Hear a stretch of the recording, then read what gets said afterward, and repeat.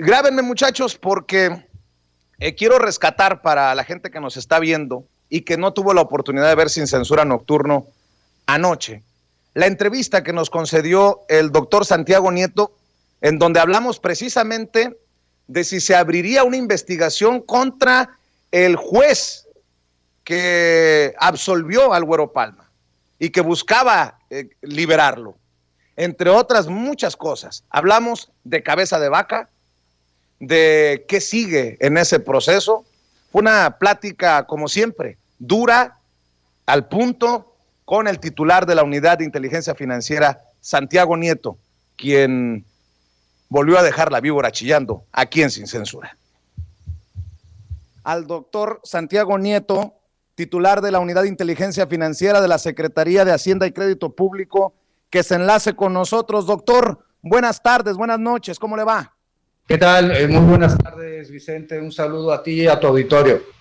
Oiga, pues ahora anda todo el mundo buscándolo para conocer detalles de la demanda que nos adelantó primero aquí en Sin Censura, este proceso contra cabeza de vaca por posible peculado.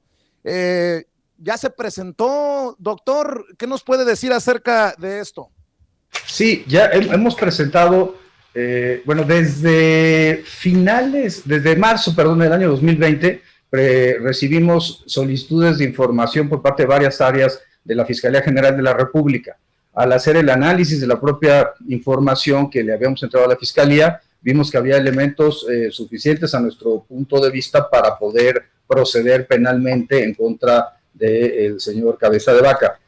Al final del día presentamos 3 denuncias durante julio de 2020 en adelante, y después de la sección instructora, como lo comentamos hace unos días, después de la sección instructora, cuando hicimos público a petición del diputado presidente Pablo Gómez de la sección instructora, la información respecto a este caso en particular, empezamos a recibir nueva información de posibles testaferros, prestanombres, nuevos ranchos, nuevas empresas,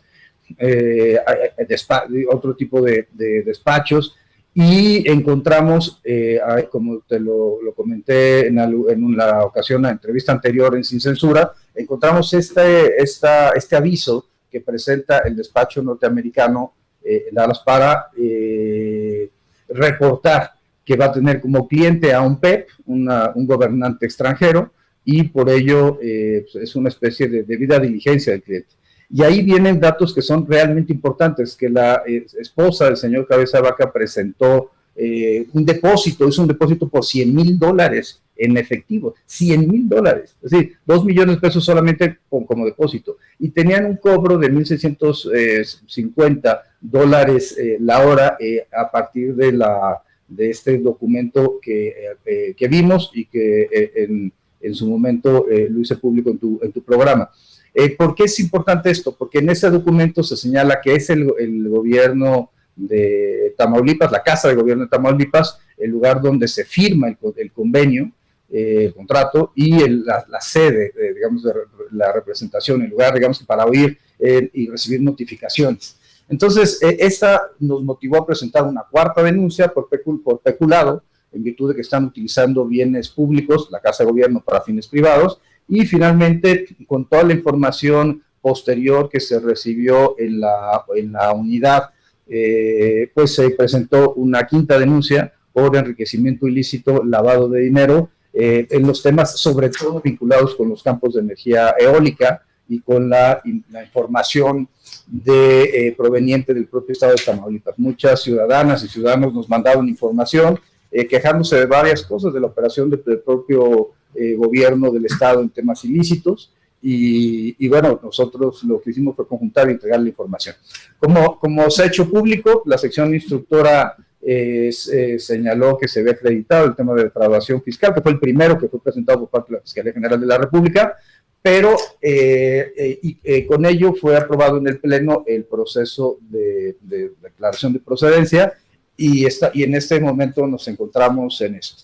Mi punto de vista es que el señor Cabeza Vaca ya no tiene inmunidad constitucional y por tanto se puede proceder penalmente en su contra. Ahora, efectivamente, el artículo 111 de la Constitución pues, no ha sido interpretado por la Suprema Corte de Justicia cuando habla de la declaración de procedencia y señala que se hará del conocimiento del Congreso del Estado para el trámite correspondiente. Y la pregunta es, ¿cuál es el trámite correspondiente? Yo creo que el que establece el artículo 84 de la Constitución de Tamaulipas. Dice, perdón, me voy a permitir leerlo, dice, en los casos de renuncia o muerte del gobernador o cuando se le declare con lugar a formación de causa, ya sea por violación a la presente Constitución o por delito del orden común o ya por violación a la Constitución política de los Estados Unidos mexicanos y a las leyes que de ella emanen, en los casos de la competencia de las cámaras federales, si ocurriera la falta dentro de los 3 primeros años, el Congreso local nombrará por el voto a un gobernador interino. Evidentemente, como estamos ya en la parte final de su administración, tendrá que ser un gobernador sustituto. Pero esta es una parte, esto para mí es central. ¿Qué significa? 1, ya no tiene inmunidad constitucional, por tanto se puede proceder penalmente en su contra. Y 2, se habla de violación a la Constitución política de los Estados Unidos mexicanos, que fue precisamente el motivo de la declaración de procedencia. Por tanto, en casos de renuncia, en casos de muerte o en caso de que se le declare se declare la procedencia en contra del gobernador de Tamaulipas, como es el caso en particular, entonces pues ya se puede proceder penalmente en su contra. Creo que esto sí. Déjame preguntar.